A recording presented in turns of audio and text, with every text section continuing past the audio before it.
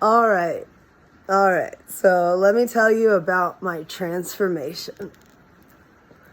So my actual journey, I guess, to self-discovery, I mean, it's been ongoing for my entire life. I've asked my best friend for years, what is wrong with me?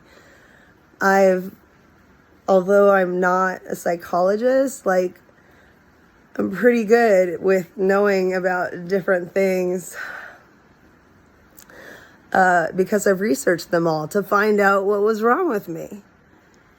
And, well, unfortunately, it comes down to the fact that I created a story in my mind, one that I've been telling for years. Everybody is different in their unique ways, but in ways we're all exactly the same. And so I found myself in a toxic relationship for many, many years. And I didn't realize how abusive it was because I truly was addicted. It's called a trauma bond. And my brain was physically addicted to the highs and the lows of the roller coaster. And when I finally started to discover what was going on, I would say was on April 1st. On April 1st, that's when I really started looking into everything. And it led me on this path to explain my whole life to myself. I joined some different groups with some amazing women that are now amazing friends. And, you know, in part of my own personal growth and development, I found myself encouraging these people. And I've gotten some brilliant, bloody brilliant responses, just such kindness. And, you know, a long time ago when I was younger, I made up this story that I was pretty much worthless, that I was never going to be good enough to achieve what my parents had hoped for me to achieve, which is just to be happy and successful. But so somewhere in childhood, adolescence, I compensated for what I thought I could never be with becoming who I am. I am the most empathetic, loving, compassionate, kind person. I love nature and I love animals and I love people. And I've been hurt by people. And I've trusted people I shouldn't have trusted. But that doesn't say anything about me except that I have an amazing heart. And that's something that is beautiful. You know, I've tried to help people my whole life. I did crisis text line as a volunteer for about a year and a half, until the toxic individual made his way back into my life. And when I finally saw him for what he really was, it was a shocking truth. It was scary. And then looking back at all the things that I endured because I thought I loved him. And, you know, there came a point where I did realize, like, I don't even like him. Like, I truly, like, he would show who he really was. And I would say, oh, that's just, I'd make up these excuses. And he would leave little breadcrumbs or little crumbs and I'd make them cookies. I'd be like, oh, you know. So anyways, it was a vicious trap that I had myself in.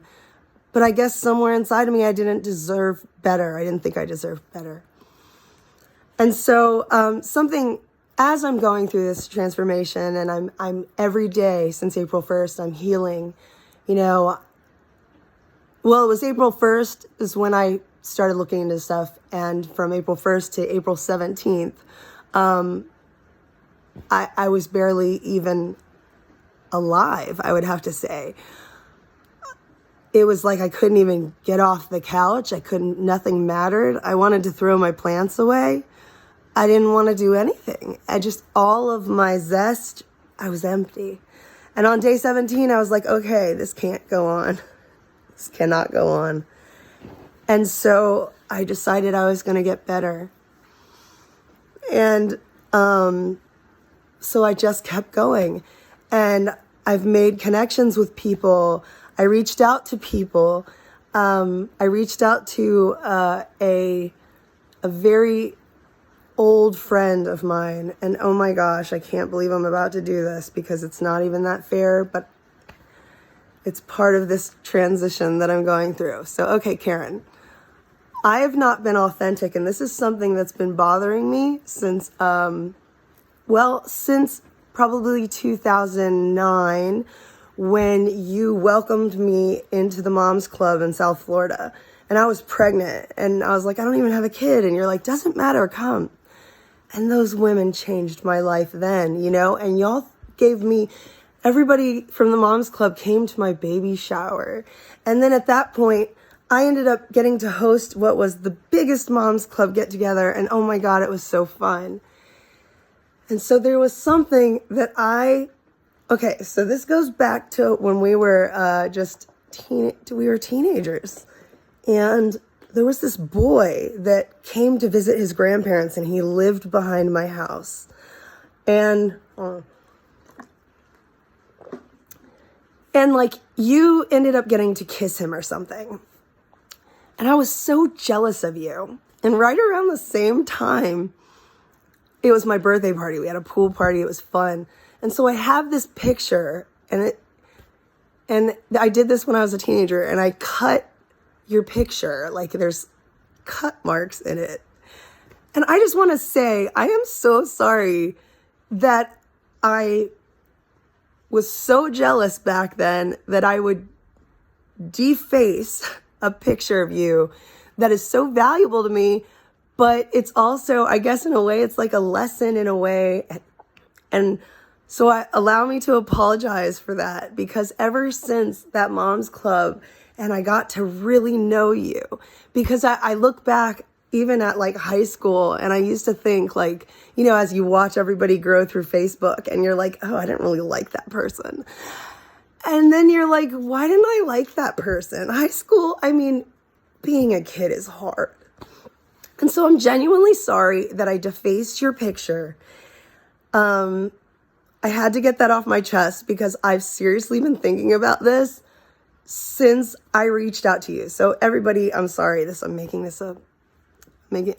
had to get it off my chest. And Karen, you are responsible for giving me a gift that is priceless. You gave me freedom by pointing me in a direction that I was headed towards, but I just wasn't there. And so, okay, so as I'm learning what I'm learning, and I'm going through this stuff, and I'm, you can see my Facebook posts started to come a little more active, a little more alive, with my videos of my lizards and my pictures of my plants. And I've been like focusing on things like, what do you love about yourself, Jennifer? And, I love that I've always been authentically me, but always still on the verge of caution, because like, I'm out there, like I'm weird. And for years I have if somebody tells me I'm weird, especially like really soon, I'm like, yes, I'm uniquely myself.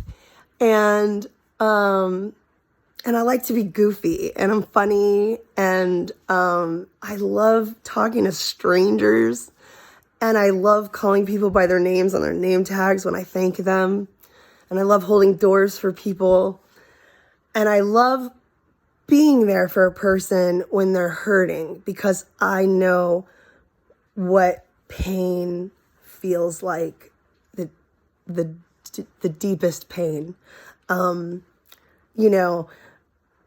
I would say it was about 8 months to a year ago, and I have a picture. I'm going to do sort of a picture collage.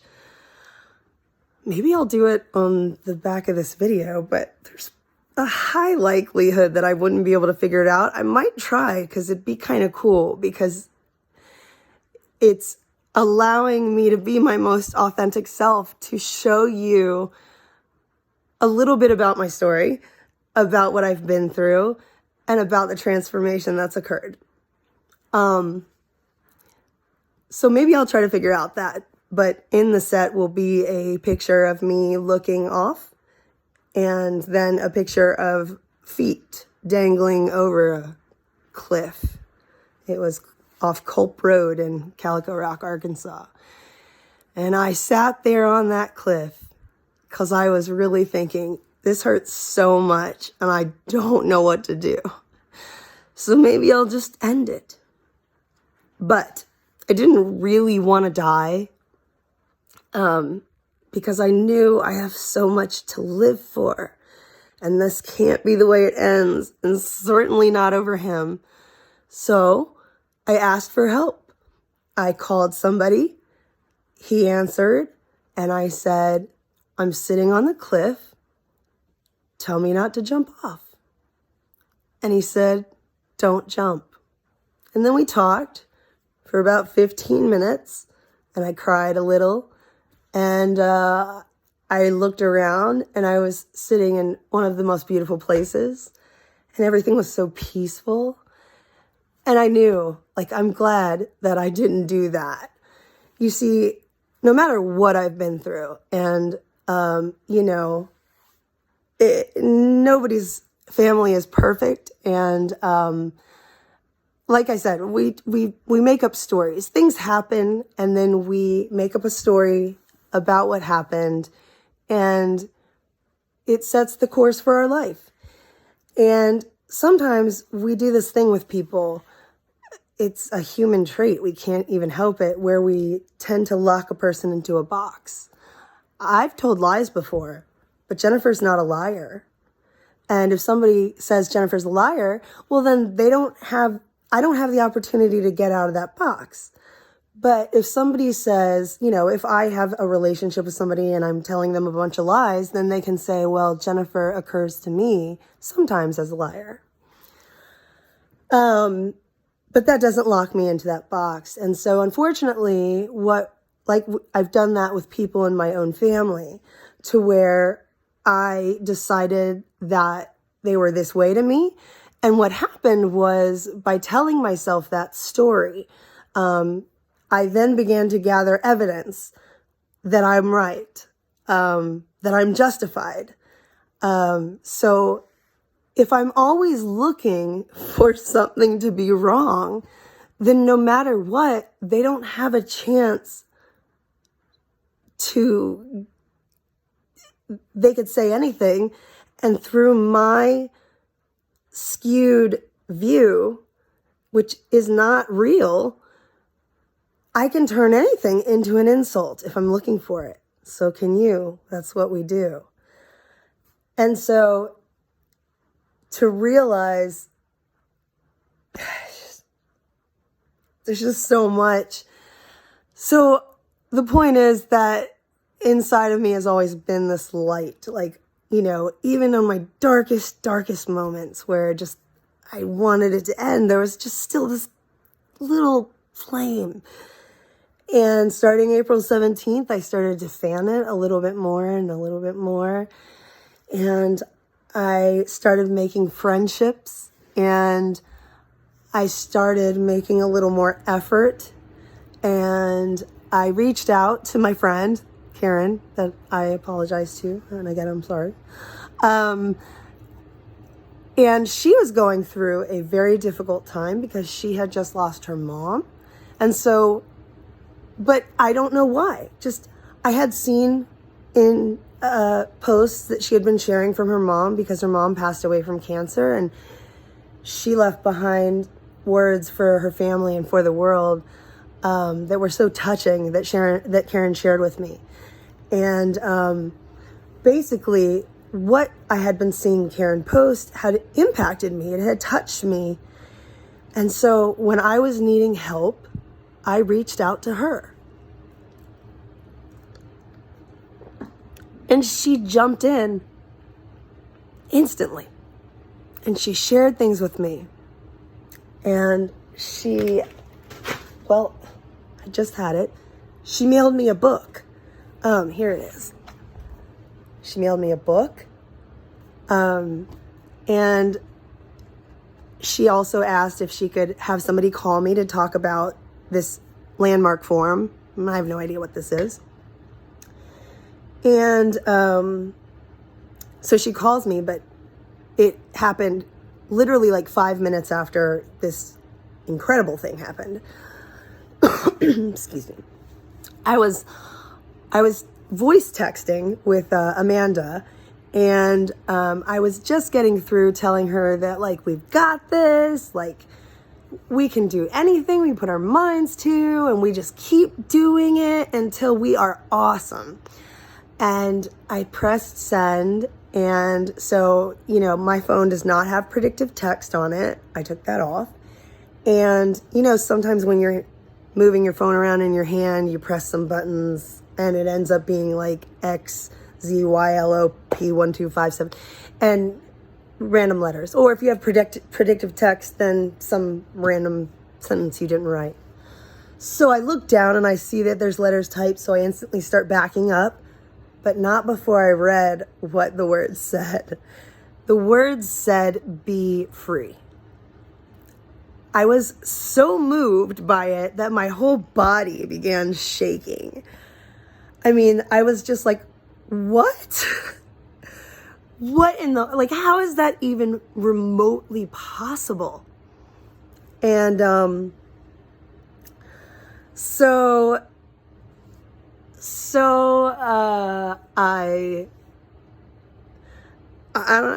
was speechless, but I'm me, so I wasn't speechless enough. I called and told a bunch of people because they don't even get, like, it was just that powerful of a moment. 5 minutes later, my phone rings, and I'm so ashamed. I need to learn how to say your name because I don't know how to say it. I'm so sorry, because she's going to watch this. So she calls me, and we say hello. And within seconds, I'm like, oh my God, I got to tell you what just happened. And she's like, tell me. And I start just telling her. And she's just listening. I mean, and she listens and she's like, oh my God, that's amazing. And then I apologize because I just went on about myself. And then I continued because that's what I do. And she just listened. And she said, oh my God. She's like, this is amazing. She's like, you're so ready. You're so ready. And so she starts to tell me a little bit about this program, not even much. And then I'm like, well, how much is this program? And it has $675. And, I've been living my life being an awesome person, but I've been living paycheck to paycheck because I've always just been like, well, why try to do better? Because, this is good enough. And it's not good enough. Like, it's not what I want. But I locked myself in this prison in my own head.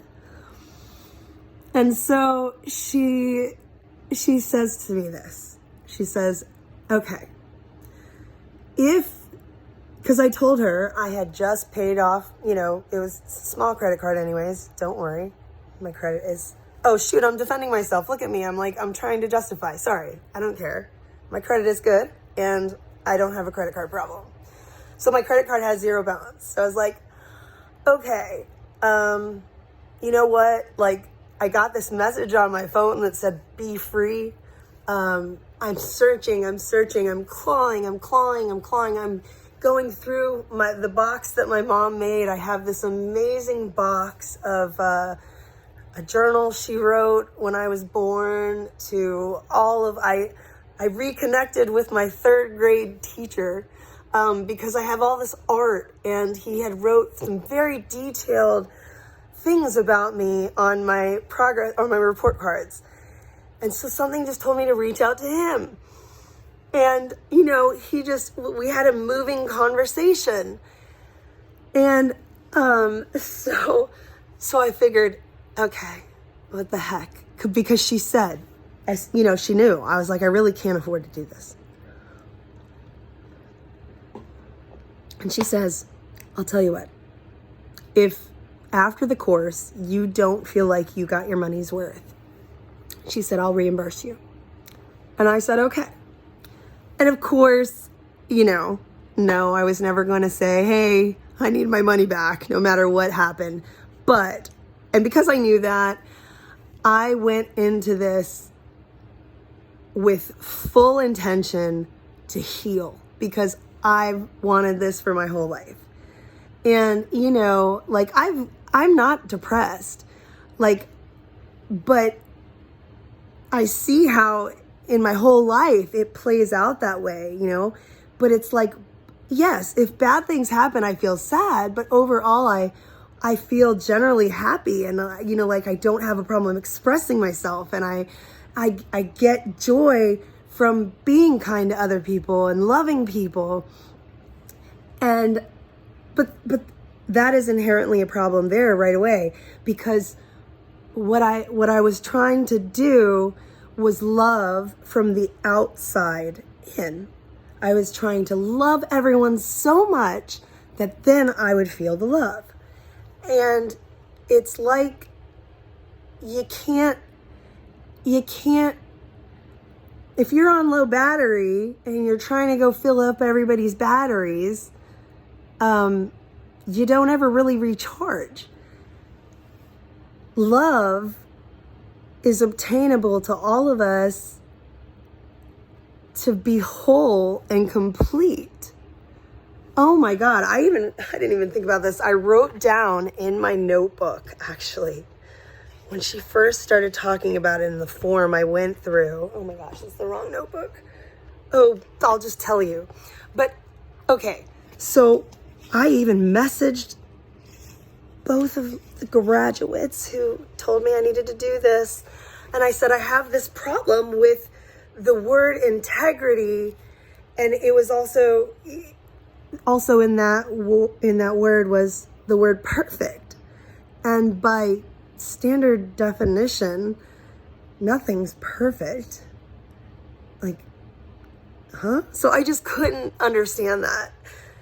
And the whole part for me is that I am perfect. I'm perfectly me. I'm whole and I'm complete, and I didn't know that. And to discover that it's life-changing. I've been joking for the last couple days with my ex-husband, Steve, who is like my best friend, that I was like, am I going to transform into a unicorn? Like because, you know, this whole thing is about transformation. And so I was like, I don't know. What's going to happen? Like, I'm going to be this whole new person? What's, like, to grasp the concept of just, like, suddenly you're, like, free? Huh? And the fact that the whole thing is so simple. It's terribly sad that this course isn't taught to children starting in, like, I don't know, 4th grade, 3rd grade. You know, we're teaching them all this other stuff, which, yeah, okay, education is important. I'm not saying that. But humanity is important. People are important. And we all have these different and unique stories. But we're all the same at the core. And things that happen to us, they're stories that we tell ourselves, and we believe them and reinforce them throughout our lives in all areas, you know? And then we make those stories a part of our lives, and it's so limiting. We're a society, especially now, that wants instant gratification. It's everywhere. And it's not a good thing. It's really not a good thing, because it puts us in this mindset that we'll do these things, that we can't wait for this vacation. We can't wait. And then it gets there, and yeah, it's good or it's bad, whatever it is. And then it's gone. And then the point is that in the anticipation for the vacation, you just can't wait for it. You just can't wait. You're letting what is real pass by. What is real is right now. I mean, come on, we all know this. And 6 years ago, I read The Power of Now. We did a book club, a phone virtual book club, and it was awesome. And I read the book. It made sense. I was starting to apply the tactics to my life. And then a challenge, a person, the toxic person, came back into my life, and I chose that. And, my dad did say, he said, and he's not the only one, but, we had a conversation, and he said, "You're making the biggest mistake of your life." And I said, "No, I'm not. No, I'm not." And, I already knew. I had told Steve leading up to this, I told him, look, the truth is that I know that most likely this isn't going to work. But if I don't do it, then what's going to happen? I'll probably not cut him off. I'll go somewhere else. And he'll reel me back in again. This is before I knew the word trauma bond and really researched what it was. And to know that you could be addicted to a person, that's crazy. So I went up there, and I knew within about 2 months that, okay, I don't think this is going to work. But I put myself in the situation, and I did what I had to do, and I endured, and I tried, and I tried, and I tried, and I tried, but I was dealing with somebody that has a whole list of issues, and you can't love somebody well. And so I didn't know that it was killing me. It was killing me. And he began to attack everything about me. One of the things he attacked the most right up at the beginning, throughout. I mean, this is not just the last year. This went on for the last 5 years. "You're the least empathetic person I've ever met." Or, "Anybody who meets either of us knows that you're the crazy one. Everyone knows you're crazy." And I called Shannon, my best friend, and I said, "Shannon," I said, "you are my best friend. You have the obligation to tell me if I am insane." And I said, don't pretend, don't placate me to make me think I'm normal when I'm not. And she's been telling me for years, "Jen, there is nothing wrong with you." And she said, "No, Jen, you are not crazy, and you are not insane. And maybe the things you are, maybe the situation you're in could be that, but you are not." And so once I began to see that he was tearing down every part about me, I had started to find this happiness. I had started to go on this path when I had moved to Bay St. Louis.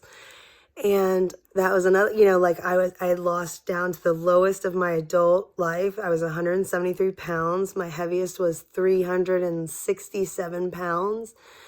And now I'm 275. I had tonsil cancer.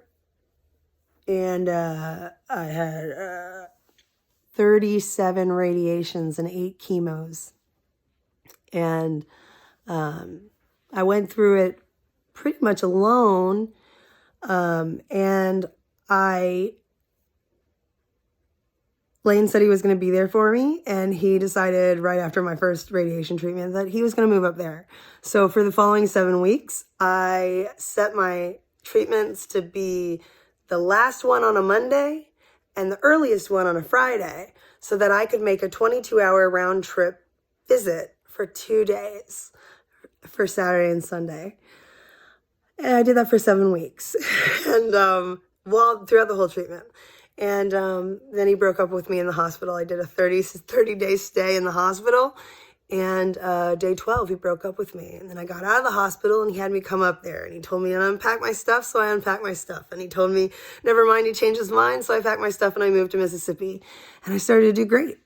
And I got a job, and I loved it. And I was finding happiness. And I was going to the thrift store, and I think I bought like 200 dresses. Like, they would go on sale every Sunday for 50 cents. And so I had all these funky clothes. I didn't even have to try them on. They were going to fit, and they did. And I loved it. And then he called, and I tried dating this guy who, all the red flags, except I was not seeing them as red flags. I was like, oh no, but everybody says he's so nice, but nothing he did was nice. And it was in that moment that Lane roped me back in, and he called, and I had this bad experience, and he was like, well, come visit me. I miss you. And I did.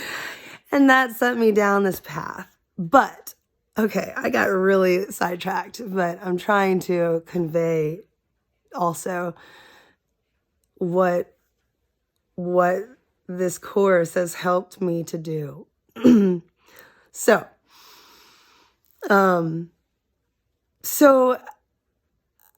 I went up there, and it wasn't the biggest mistake of my life. It was the best, because I got to see that a life with him was never going to be possible, and that he was never going to get better, and that I couldn't control him.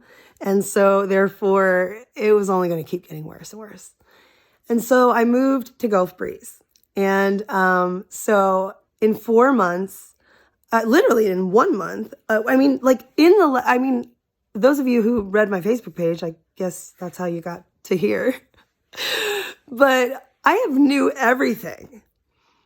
And now I have a brand new self, the same one that's always been here. But now I am free to be, free to act, free to be authentic. And that's never really been a problem for me, but I haven't been authentic with everybody. I mean, we all have secrets, and we all have our stories, and we all have things that we've done in the past that we're not proud of. We're all human. But we're also doing ourselves and the entire world a huge disservice by not finding our humanity. When I was saying that thing about instant gratification, it's like we're always looking for something better. Maybe there's something more. Maybe there's something more.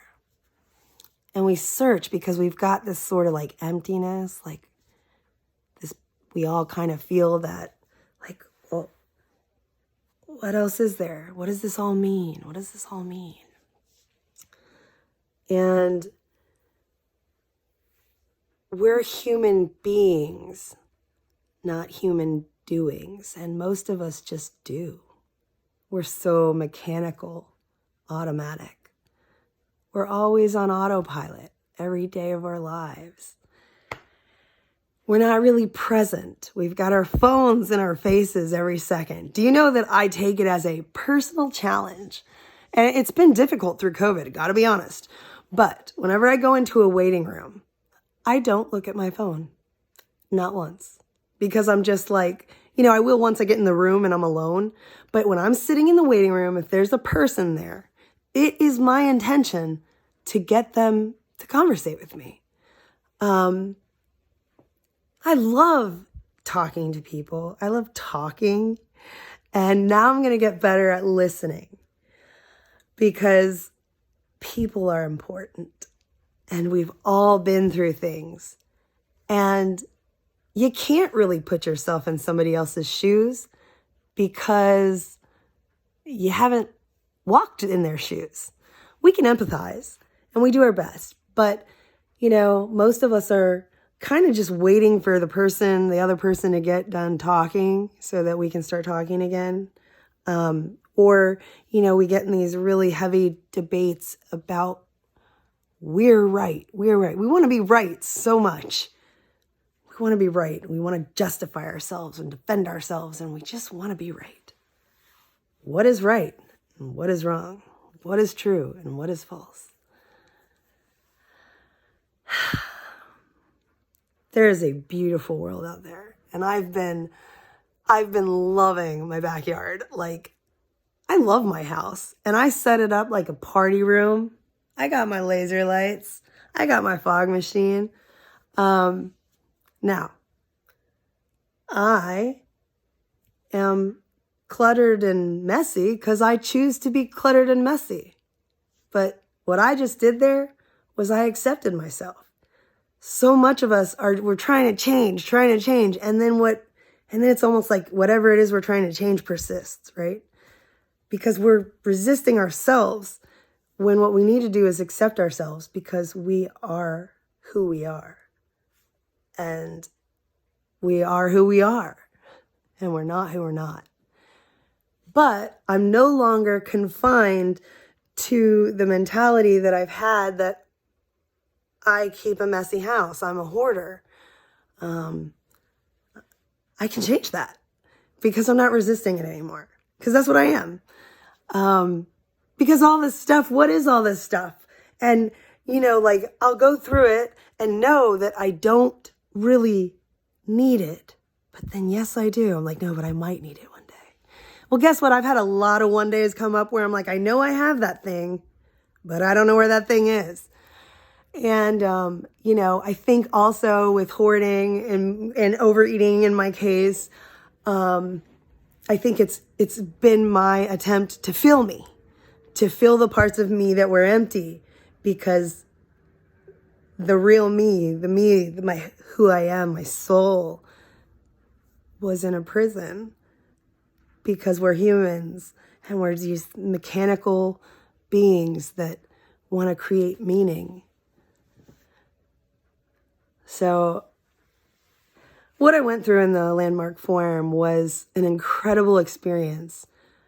100 people were in the group with me. And there's some of the most amazing people ever. Each and every one of them. The youngest, 17. The oldest, 84. Beautiful, smart, successful, and anywhere in between. All different types of people. All unique, different backgrounds. All different experiences. And in every single person that shared, I could see myself. And I could see our humanity. And it was beautiful. And our leader was tough on us.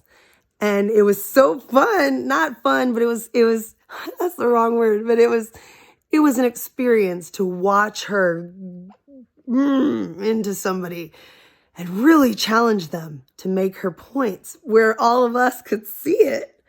But we all have these blind spots that we can't see in ourselves. And so I can tell you, it doesn't, when I thought I had done something good and I wanted to share, and she kind of challenged me, and I was like, and she said, see, you're the angry person. And I was like, oh man. And luckily, Steve, he was like, you don't come across as angry to me. When are you ever angry with me? And I was like, yeah, well, I used to be angry with you. When we were married, I was angry all the time. He's like, that was 15 years ago. And he's like, the whole time we've been talking and hanging out, you haven't been angry with me once. And I was like, oh. And he's like, you get angry if you feel like someone's being mean to you, or, you know, if you get impatient, like you can get angry, but he's like, you're not the angry person. But that was a story that I've told myself, that I have this anger issue. And yes, I'm not going to deny that I don't. I mean, I can go from 0 to 100, but that person was angry, and I don't feel anger now. I don't even feel disappointed, because part of my crying when I got it, when I figured it out, part of the crying was about, it was about the realization that my whole life is the way it is because of some story that I made up when I was like under the age of 10. So, and it's played out perfectly. And we sort of repeat these vicious cycles that don't take us anywhere but in circles. Tonight, Shannon said, you know, like we get anxious about the future. And she said, you know, anxiety and our thoughts and, you know, overthinking things is like sitting in a rocking chair. You can go back and forth, but you're not going anywhere. You know, this is, I've known this for years. If you live in the past, you're depressed. If you live in the future, you have anxiety. But if you live in the now, that's where the truth is, because that's what is. That's the only moments that are real. I don't know what you're doing right now. If you're still watching this, I just noticed we're going on 41 minutes. But right now, you and I, this is what is real. You're spending your time with me. You're listening, and this is a moment that we're sharing. Thanks for sharing it with me. And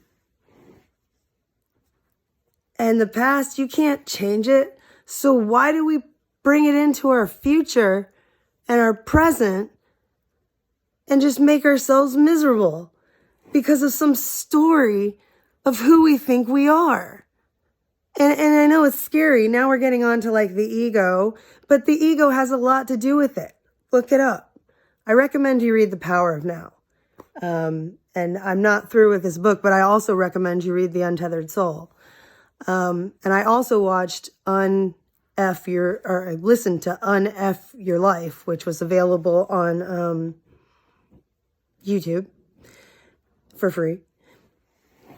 And I listened to it as I was sitting on the couch.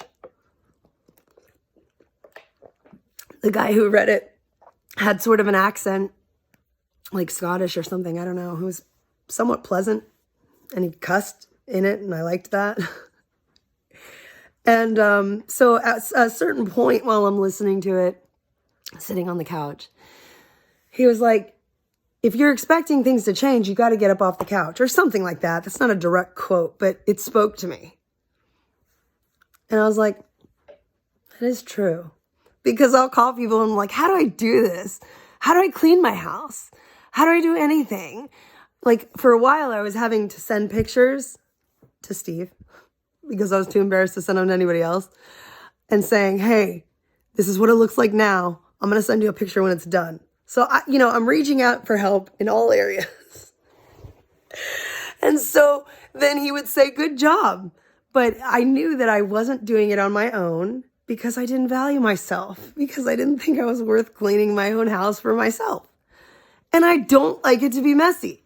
Is it ever going to be spotless? No, it's not. And I accept that it's never going to be spotless because I choose for it to never be spotless. And now if I want it to be, it can. But it can be a lot better than it's been. And yeah, guess what? It's going to take work and effort. Like, I'm not just going to be able to be like, oh yeah, it's done.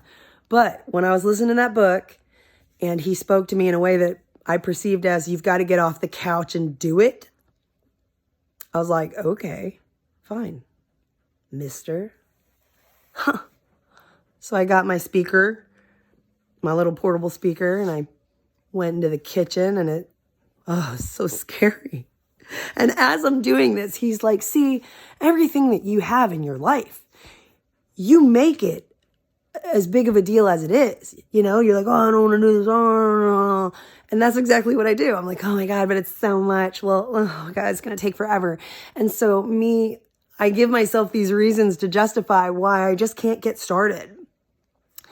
And so I listened to his whole book, and it was overnight. I was planning to go to sleep, but I had stayed up a little too late. And then I started listening to the book, and I was like, let me just go in the kitchen and see what happens. And I cleaned the whole kitchen. Now, okay, let's be honest here. I did clean the whole kitchen. It looks amazing. It does not look amazing now. But I changed and rearranged a lot of things I hadn't worked on, but I still have the new task of going in and organizing all of the different, I have way too much stuff, and I want to get rid of some of my stuff too. That would actually help. Gosh, I'm going to lose my voice again.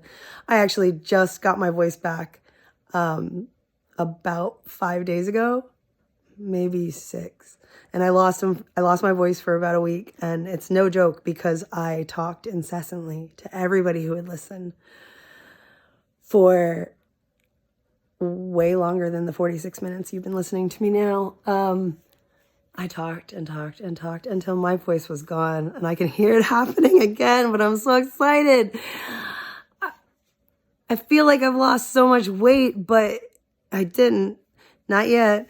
And I feel like the weight on my shoulders, and it had already been lifting. I'll be honest. I've been having some moments where I was like,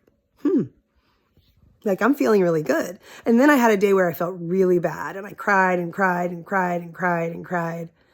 And I was like, oh no. But that was just a day, and it passed. And the next day I woke up and I was better. And what happened, actually, Karen, I sent her a message. I was sobbing. And I reached out to a lot of people. So thank you, those of you who know what I'm talking about, because you were there for me. Thank you. But Karen called me on her way to lunch because she saw that I needed help. And she said, hey, I'm on my way to lunch, but I just wanted to talk to you. And she said, the pain that you're feeling right now, it's a good thing. That's where the light comes in. And that reminded me of this. I don't know the word. It's a Japanese, it's a thing they used to do in Japan, where if a bowl breaks, then they will put the bowl back together with gold. And so it makes it unique and beautiful again. We all have cracks. We have some deep cracks, but they shaped who we are. And we have to embrace that. And we don't have to be ashamed of it. We don't have to be afraid of what people are going to think, because whatever you've done, guaranteed the person next to you has done that or worse, or maybe better, or who cares? Be authentically you. That doesn't mean go be a bad person. Try to be a good person. That's the point, because people matter. Humanity matters. All the stuff that we have, we don't take that with us. And I'm not saying money's a bad thing to have. I'm just saying that it doesn't hold its weight and value in comparison to having a good relationship with the people you love. And it's so much easier to love than it is to hate. Think about it. Let's just use politics or COVID vaccines or, I don't know, women's rights, men's rights, human rights. We should all be free. I've never really understood the whole anti-gay thing. Who cares? You're mad at somebody because they love somebody? Maybe you should take a listen. I don't know. And I don't get me wrong. I'm not holier than thou. I have my strong, this is the way things should be. I'm right. I think I'm right a lot. And I'm not always right. In fact, I'm wrong a lot. And who says what's right and wrong anyways? I don't know. But I'm now trusting my internal compass, because before it was cloudy. You know, like my boundaries would get crossed. I was afraid to stand up for myself. You know, I didn't want to make anybody else feel uncomfortable or bad. So I would just tolerate things I shouldn't have.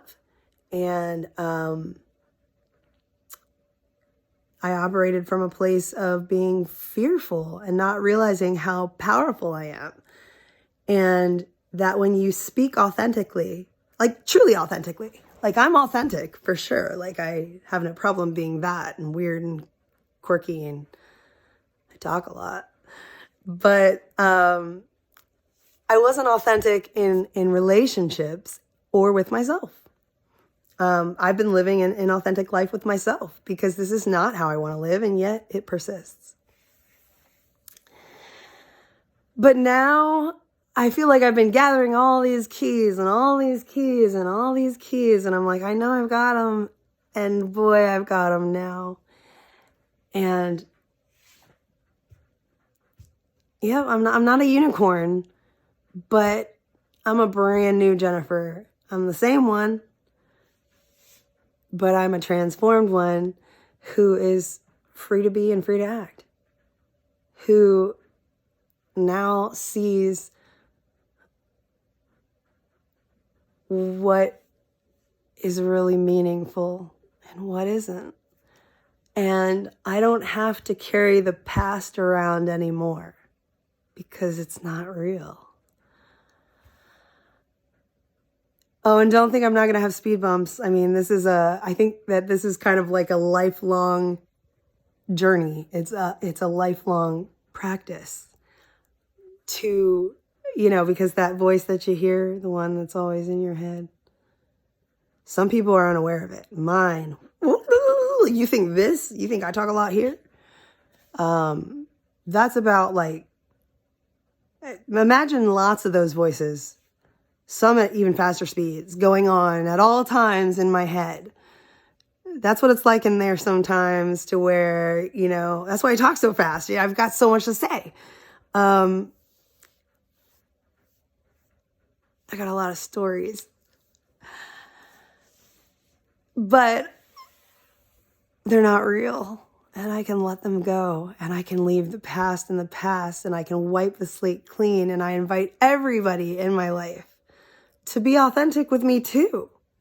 I'll be authentic with you, and you be authentic with me.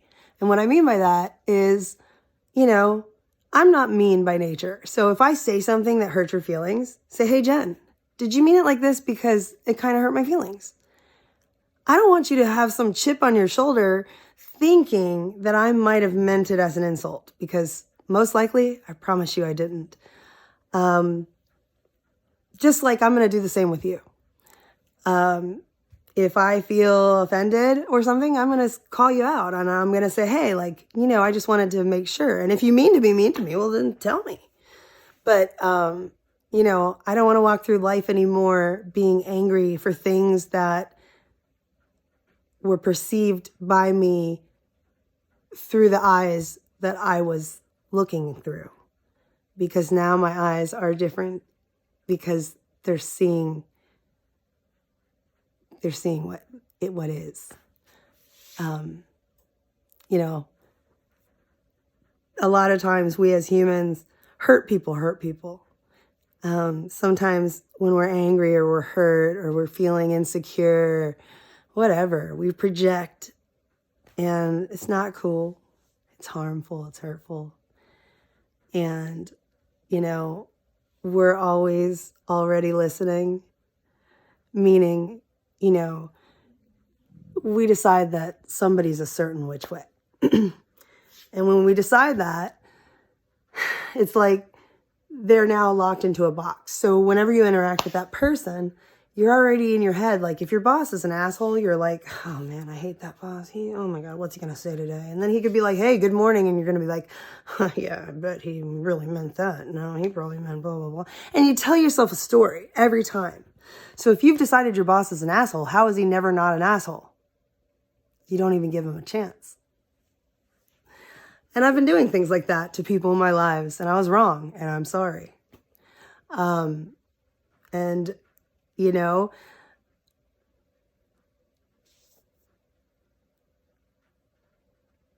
if you're still watching this for over an hour now, well, no, 55 minutes so far, that's pretty cool. Thank you. And if anything, I hope that you found this to be touching or inspiring, or maybe you're moved a little bit. I appreciate you being a part of my life. I love you. I want to be a part of your life even more. I want to truly listen to you and not already always listen to you. I want to be present with you. And I also want to give you time to talk back.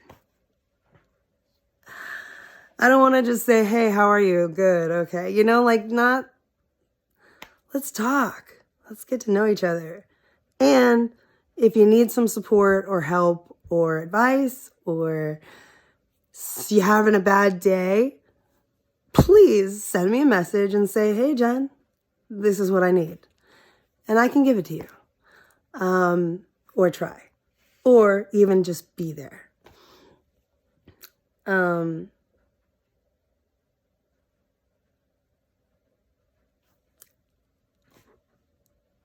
Now that I am whole, complete, and perfect,